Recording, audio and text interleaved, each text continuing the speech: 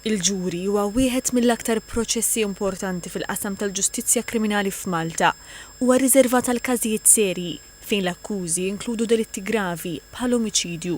Il-proċess ma jsirx mill-ewwel, iżda wara li tinstema' l-kumpilazzjoni tal-provi quddiem il-qorti tal-maġistrati u l-Avukat Ġenerali joħroġ l-att ta' akkuża. Minn hemm il-każ jgħaddi għand il-qorti kriminali fejn isir il-ġuri. Il-ġuri jista' jsiru quddiem imħallef wieħed li jmexxi l-proċess u mill-ġurija. Dawn jittellaw bil-polza u tintgħażel panel ta' 9 ġurati. Dawk il-ġurati jkunu ħajiddeċiedu fuq il-fatti li ħajkunu jisimgħu waqt il-każ.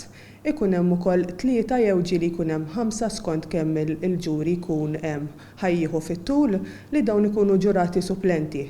Dawn ikunu reserve jurors biex jekk ikun hemm xi ħadd li jinqalalu xi ħaġa waqt il-ġuri, pereżempju xi ħadd ikun marit jew jinqala xi ħaġa, dan ikun jista' jidħol flok il-ġurat dak li jkun ġie rikużat. Kull persuna li tiġi notifikata biex isservi bħala ġurat għandha obbligu legali li tattendi l-qorti. Min jonqos milli jmur jista' jaffaċċja penali.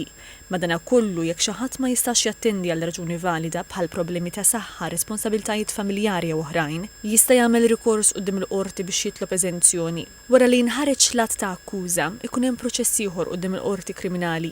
Ikunu jridu jinstemaw l-eċċezzjonijiet fuq l-att tal-akkuża.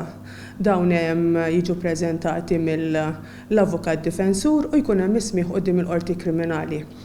Wara deċiżjoni mill-qorti kriminali fuq l-eċċezzjonijiet, tgħidli l-eċċezzjonijiet x'inhuma.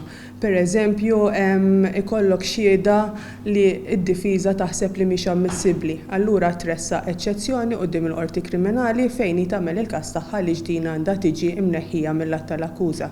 Il-qorti kriminali tiddeċidi fuq dawn l-eċċezzjonijiet u f'każ ta' deċiżjoni negattiva l-akkużat dan għandu id-dritt li jappella. Xi drabi jkun hemm ukoll kawżi kostituzzjonali dwar ksur ta' drittijiet fundamentali li jkollhom jiġu deċiżi qabel ma jista' jibda l-ġuri.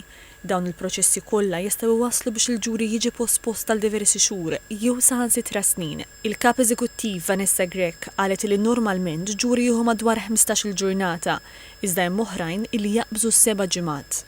Kull ġuri jiddependi mill-kap tal-akkuża li jkun ippreżenta l-Avukat Ġenerali. Ikun hemm min ikollu kap tal-akkuża waħda u jkun hemm min ikollu diversi kapi ta' akkuża. Jiddependi wkoll it-tul tal-ġuri jiddependi wkoll kemm ħajġu ppreżentati xhieda biex jiġdu, kemm xhieda tal-prosekuzzjoni kif ukoll xhieda ndifeża. Ikun hemm ġurijiet fejn ikun hemm 20 xhud li ħajjixed u kellna ġurijiet ukoll fejn kien hemm 180 xhud biex jixhdu. Is-sena 2025 rat żieda sinifikanti fil-ġurijiet li qed isiru. Bħalissa hemm 160 każ pendenti b'diversi ġurijiet diġà skedati għas-smieħ. Il-kap eżekuttiv qalet li dan kien possibbli grazzi għall-investimenti li sar. Fosthom il-ftuħ ta' awla ġdida mamra apposta tal-proċessi b'ġurija. Temmet tgħid li wara kull ġuri jkun hemm ħafna xogħol xi jsir. Preparamenti ta' dokumenti, jiġu notifikati l-ġurati, notifikati x-xhieda, isiru arranġamenti fejn ikunu se jqogħdu l-ġurati u ħafna xogħol ieħor relatat mal-ġuri.